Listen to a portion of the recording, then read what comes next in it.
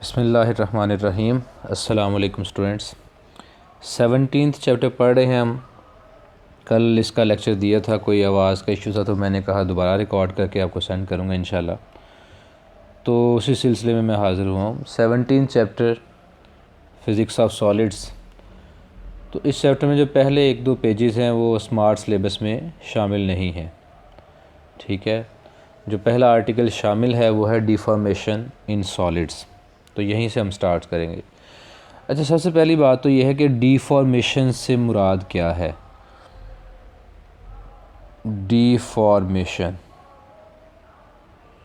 Deformation formation का उलट है। फॉर्मेशन होता है बनाना, तो डिफॉर्मेशन क्या होगा? बिगाड़ना, बने बनाए को बिगाड़ देना। अब वो बिगाड़ किस चीज़ में आ सकता है? वो 3 चीज़ें होंगी। वो 3 चीज़ें जो हैं वो है, एक जनाब उसमें आएगा बिगाड़ लेंथ में, नंबर 2 वॉल्यूम में, और नंबर 3 शेप में। इन 3 चीज़ों में बिगाड़ आ सकता है, ठीक है। तो उसको हम क्या बोलते हैं? डिफॉर्मेशन। मैं लिख देता हूँ आगे कि डिफॉर्मेशन जो है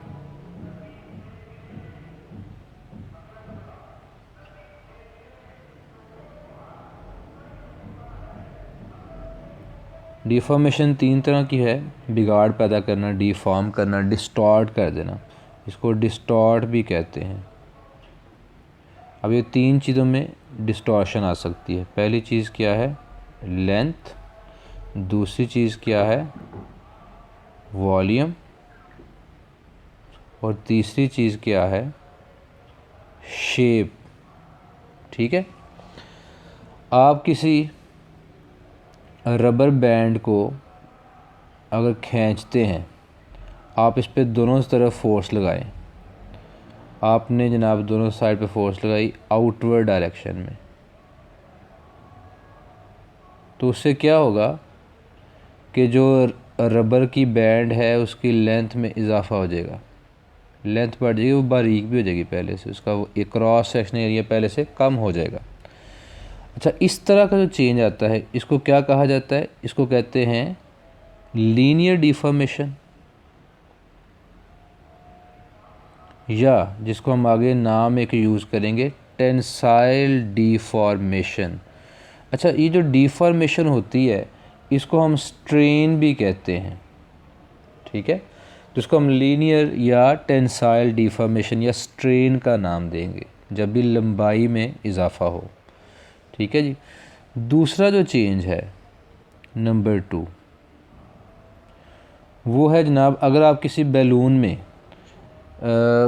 हवा भरें, गैस फिल करें, ठीक है, गैस इन आ बैलून, या कोई सिलेंडर है उसमें गैस मज़ीद ऐड कर दें, सिलेंडर में गैस मज़ीद ऐड कर दें, तो उससे इसका क्या होगा? वॉल्यूम। बिलफर्ज कोई भी चीज़ इतनी है, अगर आप उसमें हवा भर दें बैलून में तो उसका वॉल्यूम बढ़ जाएगा। तो इसको क्या कहा जाता है? इसको कहा जाता है वॉल्यूमेट्रिक डिफॉर्मेशन,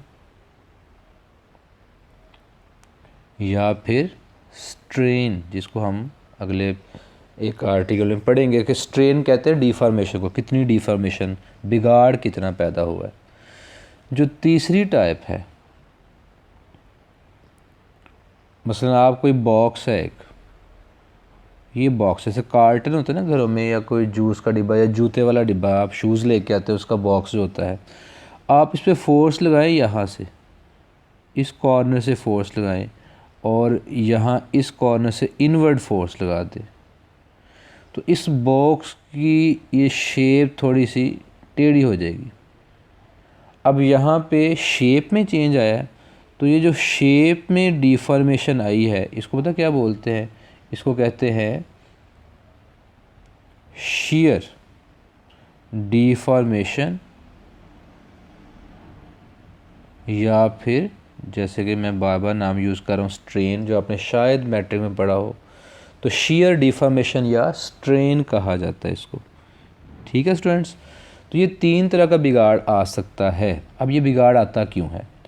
आप जब भी, जैसे ये लेंथ वाली पहली एग्जांपल ले लें, आप जब भी लेंथ किसी भी वायर पे फोर्स एक्सर्ट करते हैं तो क्या होता है कि उसके मॉलिक्यूल्स, हर चीज़ एटम्स और मॉलिक्यूल से मिलकर बनी है, तो उस चीज़ के मॉलिक्यूल आपकी लगाई गई फ़ोर्स की वजह से अपनी असल जगह से हट जाते हैं, तो जिसकी वजह से वो ख़राबी आ जाती है शेप में या लेंथ में। जैसे कि यहाँ कहीं लिखा होगा, जैसे इन्होंने सामने देखें एक बॉल की मिसाल दी, ये बॉल है, आपने चारों तरफ से उस पर फोर्स एक्सर्ट कर दी इनवर्ड डायरेक्टेड, तो उसका साइज़ छोटा हो गया। पहले की निस्बत देखें, यहाँ पे साइज़ बॉल का छोटा है।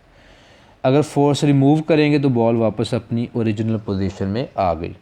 तो जब तक फोर्स लगाते हैं तो आप क्या करते हैं, उसकी पोजीशन, मॉलिक्यूल्स की पोजीशन चेंज कर देते हैं। जैसे उसने कहा है जी कि अगर आप ये फोर्स ज़्यादा लगाएंगे, greater the applied force larger will be the increase in length, यहाँ पे तो खैर वॉल्यूम चेंज हो रहा है। उसके बाद क्या होता है, ये क्यों आता क्यों है चेंज, उसके लिए ये पैराग्राफ इम्पॉर्टेंट है। In crystalline solids atoms are usually arranged in certain order. These atoms are held about their equilibrium position which depends on the strength of the intermolecular cohesive force between them. ये आपको पहले पता है crystal solids वो होते हैं इनमें ख़ास ऑर्डर पाया जाए। अगली बात जो इंपॉर्टेंट है वो मैं रेड कलर से अंडरलाइन करता हूँ कि when external force is applied on such a body a distortion result because of the displacement of the atoms from the equilibrium position and the body is said to be in a state of stress. ये जो stress है ना, ये जो आपने ज़ोर लगाया है बॉडी पे, जो ज़ोर लगाते हैं उसको स्ट्रेस कहते हैं। ठीक है, ज़ोर आजमाई जो किया आपने, जो फोर्स लगाई है उसको क्या कहते हैं, आपने फोर्स पर यूनिट एरिया, हम इसका आगे प्रॉपर फार्मूला पढ़ेंगे, आसान अल्फाज में फोर्स कह लें, उसको स्ट्रेस कहते हैं। अच्छा, कई बॉडीज़ ऐसी हैं जिन पे जब फोर्स लगाई जाए बिगाड़ आ जाता है, और after the removal of stress, अगली लाइन देखिए, after the removal of external force, अगर वो फोर्स हटा दें तो क्या होता है, the atoms return to their equilibrium position. ऐसी बॉडी को पता क्या कहा जाता है, जो वापस आ जाए, इनको बोलते हैं इलास्टिक सब्सटेंसेस, और ये प्रॉपर्टी कहलाती है elasticity. And the body regains its original shape provided that external force was not too great. Not too great, हर चीज़ की एक लिमिट होती है जिसको हम आगे जाके पढ़ेंगे, इलास्टिक लिमिट। अगर आपने वो लिमिट क्रॉस कर दी तो फिर बॉडी अपनी ओरिजिनल शेप, लेंथ या वॉल्यूम में वापस नहीं आएगी बॉडी, और हम पता क्या कहते हैं, वो प्लास्टिक बन गई, वो प्लास्टिक रीजन में एंटर हो गई, प्लास्टिसिटी आ गई। ठीक है, एक डेफिनेशन इसमें बड़ी इंपॉर्टेंट है जो कि मैं अंडरलाइन करने लगा हूँ कि the ability of the body to return to its original shape is called elasticity. हमें यहाँ पे शेप की बजाय पता क्या कहना चाहिए, हमें कहना चाहिए टू ओरिजिनल शेप, लेंथ और वॉल्यूम। तीनों चीज़ें हो सकती हैं ना, ओरिजिनल शेप, लेंथ या वॉल्यूम में वापस आ जाना, ये इलास्टिसिटी कहलाता है। और वापस ना आना ये प्लास्टिसिटी कहलाएगा, जो हम इसी चैप्टर में आगे इंशाल्लाह पढ़ेंगे। ठीक है, इसके बाद आते हैं जी स्ट्रेस और स्ट्रेन की तरफ। स्ट्रेस और स्ट्रेन में से पहला है स्ट्रेस। अब ये स्ट्रेस क्या चीज़ है, इसकी तरफ आते हैं। तो जनाब जो स्ट्रेस है, स्ट्रेस ये क्या चीज़ है, इसका वही फार्मूला जो प्रेशर का है, इसको ग्रीक लेटर सिग्मा से ज़ाहिर करते हैं। फार्मूला इसका F/A है। पहले इसका यूनिट देख लें, डायमेंशन देख लें, फिर ये है क्या चीज़ और इसका प्रेशर से डिफरेंस क्या है, मैं इंशाल्लाह आपको बताऊंगा। फोर्स का यूनिट है न्यूटन और एरिया का है मीटर स्क्वायर, तो न्यूटन पर मीटर स्क्वायर जिसको आप पास्कल भी कह सकते हैं। ठीक है जी, डायमेंशन आप खुद निकाल सकते हैं।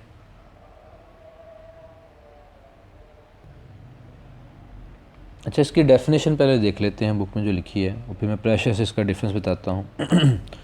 बुक में जो इसकी डेफिनेशन है वो है the force applied on unit area to produce any change in length, shape और वॉल्यूम ऑफ अ बॉडी। ठीक है जी। अब प्रेशर में इसमें डिफरेंस क्या है? जो प्रेशर का फार्मूला है वो भी सेम है F/A, लेकिन प्रेशर जब आप अप्लाई करते हैं तो उसमें मकसद आपका बॉडी को डिस्टॉर्ट करना, उसमें ख़राबी पैदा करना नहीं। मसलन ज़मीन की सतह पे एक बॉक्स पड़ा है, आप उस पर फोर्स लगाते हैं ऑन यूनिट एरिया, तो वो बॉक्स यहाँ से हट के एक नई जगह पे चला जाता है। तो इस केस में आपने जो यूनिट एरिया पे फोर्स लगाई, इसको प्रेशर कहते हैं, फोर्स पर यूनिट एरिया, और उस प्रेशर ने इस बॉडी को आगे शिफ्ट कर दिया। या जैसे ब्रेक्स का सिस्टम होता है, पास्कल्स लॉ आपने पढ़ा होगा, एक जगह एरिया कम होता है और एक जगह एरिया ज़्यादा। यहाँ अगर आप अंदर फ्लूइड होता है, ठीक है, अगर आप यहाँ पे प्रेशर अप्लाई करेंगे तो ये सारा फ्लूइड आगे शिफ्ट होगा, प्रेशर आगे एक्सर्ट करेगा, यहाँ जो भी चीज़ होगी वो ऊपर को शिफ्ट हो जाएगी। ठीक है, तो यहाँ से ऊपर वो ब्रेक है, टायर है, जिस पे भी वो जाके ये डिस्क जो है ये टायर के साथ टच हो जाएगी और ब्रेक अप्लाई हो जाएगी। तो यहाँ फ्लूइड आगे की तरफ शिफ्ट हो गया, यहाँ लेंथ, वॉल्यूम या शेप में चेंज नहीं आया। पर जब स्ट्रेस की बात करते हैं तो स्ट्रेस में हमारा मकसद ही क्या होता है? To produce any change in the length, shape और वॉल्यूम। ठीक है जी। तो ये इसकी डेफिनेशन, जैसे हम बुक्स पे देखते हैं अगर, तो ये लिखा है it is defined as the force applied on unit area to produce any change in its shape, length, volume of body. Formula इसका ये है, यूनिट आपको बता दी है, SI unit of stress newton per square metre, which is given the name pascal. अच्छा, अगला जो पैराग्राफ है आपने उसको हेडिंग देनी है टाइप्स की। यहाँ पे ये टाइप्स की हेडिंग आपने देनी है। तो इसकी टाइप्स पढ़ते हैं जी। टाइप्स क्या है?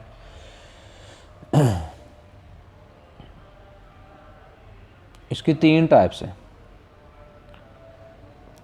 फार्मूला सबका यही होगा, F/A। ठीक है, टाइप्स इसकी 3 हैं। पहली वो है जी टेंसाइल स्ट्रेस। ठीक है, वो क्या है कि if the stress changes length of a body, then it is called tensile stress। ठीक है, दूसरी टाइप वो है जी वॉल्यूमेट्रिक स्ट्रेस।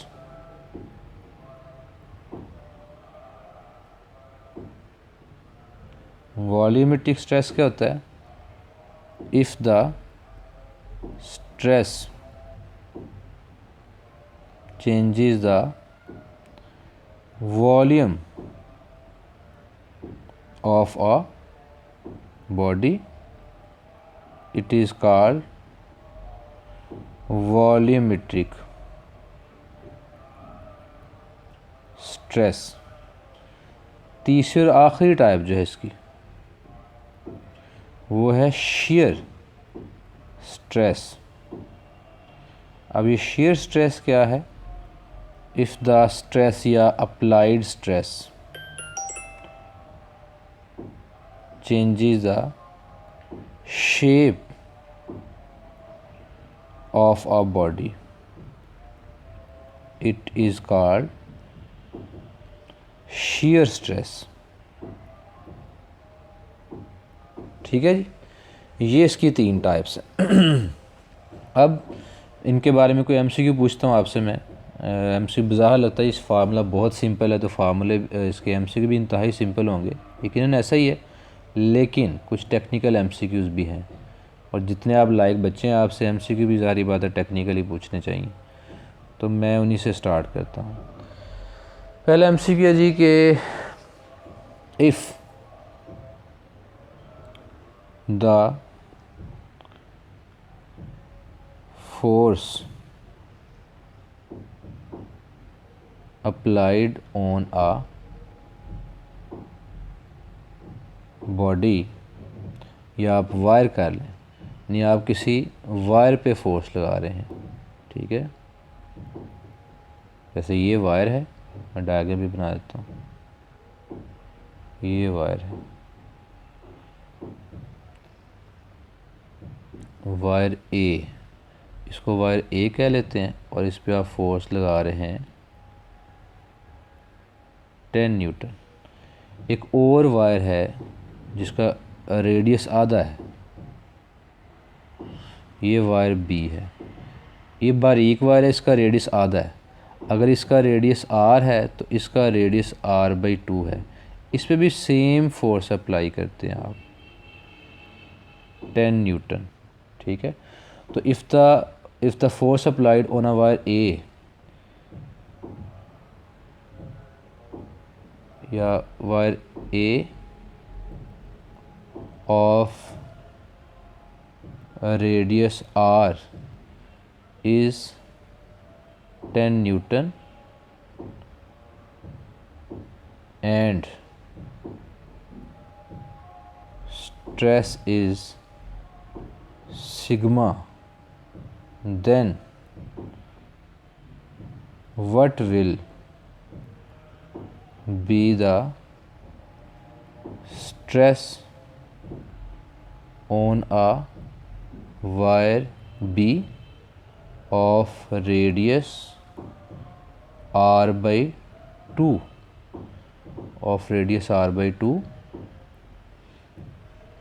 एक मिनट, इसको ज़रा थोड़ा सा नीचे शिफ्ट कर ले। अच्छा जी, radius r/2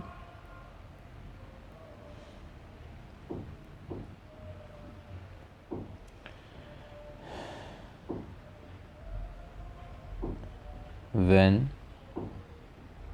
same force is applied on it, यानी दो वायर्स हैं ए और बी, सेम फोर्स अप्लाई करते हैं, एक रेडियस आर है, एक का रेडियस r/2 है। तो आपने बताना है स्ट्रेस की वैल्यू क्या होगी दूसरी वायर जो बी है। तो ऑप्शन है जी, जितना पहली वायर पे सिग्मा उतना ही, या उसका आधा, या उसका 4 गुना कम, या उससे 4 गुना ज़्यादा। इसका आपने आंसर सोचना, मैं 1 मिनट आपको देता हूँ, सोचें, फिर मैं आपको आंसर बताता हूँ। जी जनाब, अगर आपने सोच लिया है तो मैं आंसर इसका आपको बताता हूँ। आप ये देखें कि वायर ए पे जो स्ट्रेस था वो था F/A, जिसको हमने सिग्मा कहा। ये वायर ए के लिए है। अब बी के लिए देखते हैं क्या है। बी के लिए स्ट्रेस की वैल्यू, जिसको डैश कह लेते हैं, वो है F, फोर्स वही है, और area, cross section area πr² होता है। अब रेडियस चूँकि इसका पहले से आधा है, ए वायर से, ये देखें ऊपर इसका रेडियस आधा है, तो एरिया का फार्मूला πr² है, πr²। रेडियस अगर आधा है तो एरिया 4 गुना कम होगा, तो F/A/4।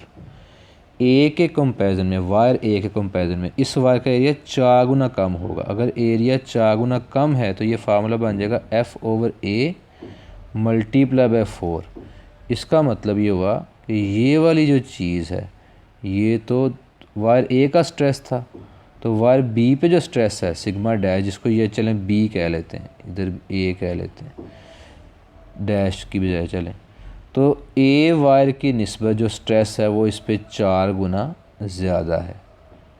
इसको गौर से आपने समझना है, समझ नहीं आई तो रिवाइज़ करके देख लें कि अगर उतनी ही फोर्स ऐसी वायर पे लगाई गई है जिसका रेडियस आधा है, तो स्ट्रेस उस पर 4 गुना ज़्यादा काउंट होगा।